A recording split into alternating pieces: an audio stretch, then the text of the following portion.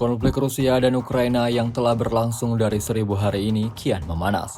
Alih-alih mereda, keduanya justru makin lincah dalam meluncurkan serangannya satu sama lain.